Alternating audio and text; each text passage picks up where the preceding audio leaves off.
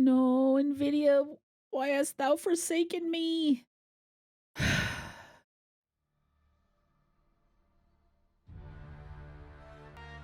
on the scene. Here we go. Okay.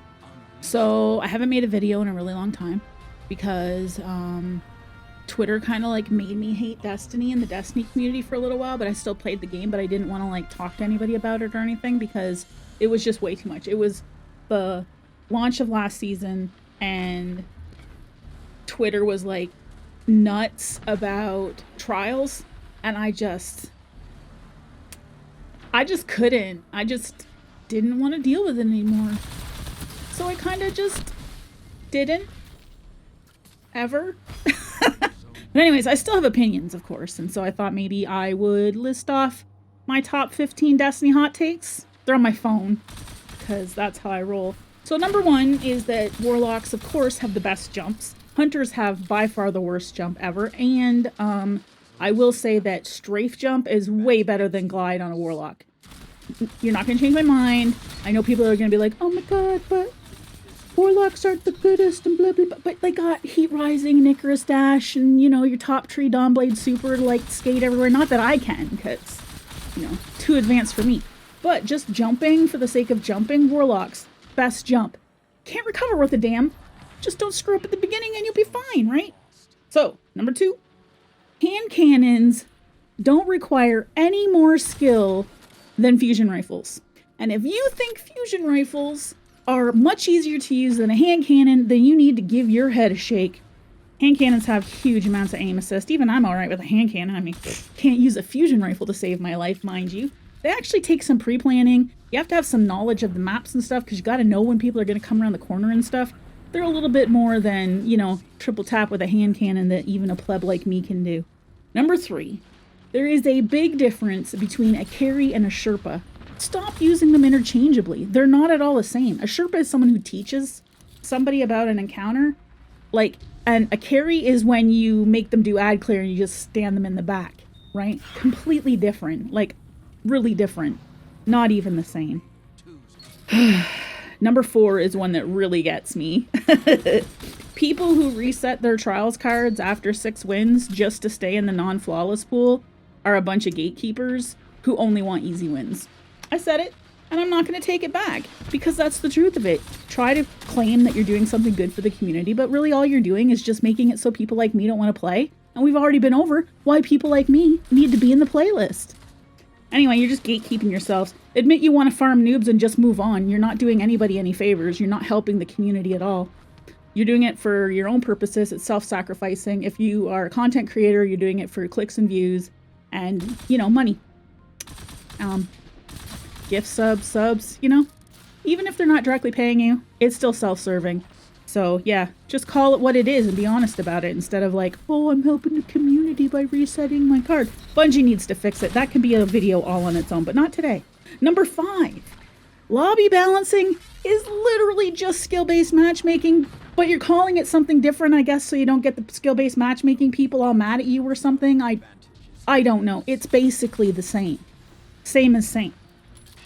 Number 6, Gambit still sucks. They changed some things. It still sucks. I don't know if they're ever going to be able to fix it. Maybe it's time to move on from Gambit. It still sucks. Oh. Number 7, begging anyone that isn't your friend is shitty behavior. Learn how to win graciously. Learn how to lose graciously. Just stop being a shitter. Like, you know? Anyway. Number 8, if controllers were so overpowered, everyone would be using them. Why would people purposely punish themselves and be like, oh my god, I have to use shitty mouse and keyboard with no aim? They're not so OP. You try turning on a controller. You can't. Number 9, the Traveler is probably the bad guy, and we're going to have to revive Savathun. Also, who were we to decide to take the light away from her? If the Traveler gave it to her and he's supposed to be one of our gods or something, or worshipped like one, then wouldn't he be all-knowing and in his benevolence gave it to her and we shouldn't question that? That's what I would ask Ikora.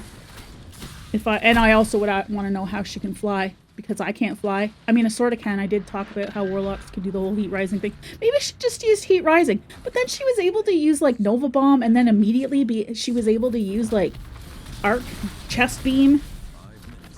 She cheats maybe, or hacks or something. Anyway, number 10, running stacked is just playing with your friends. I do it, you do it, quit bitching about it.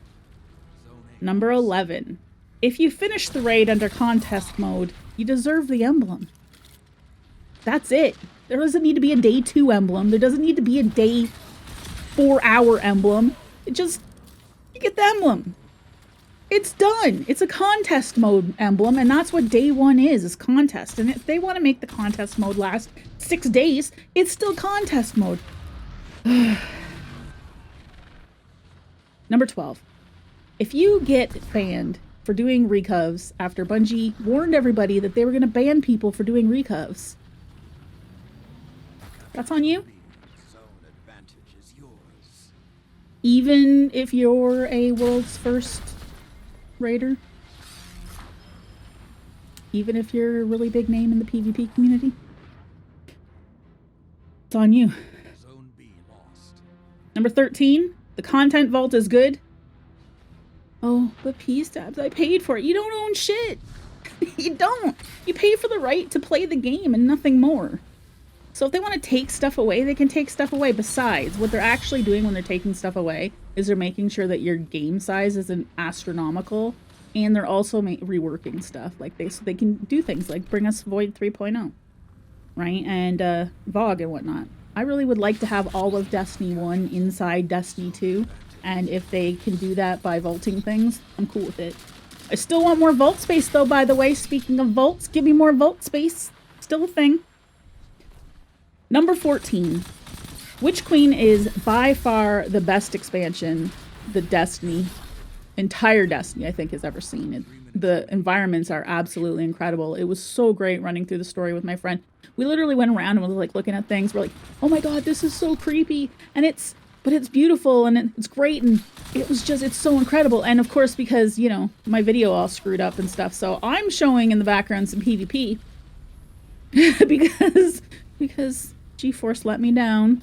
But anyway, yeah, but it is incredible and I love everything about it. Yeah, I think it's great. I think Bungie did a really great job.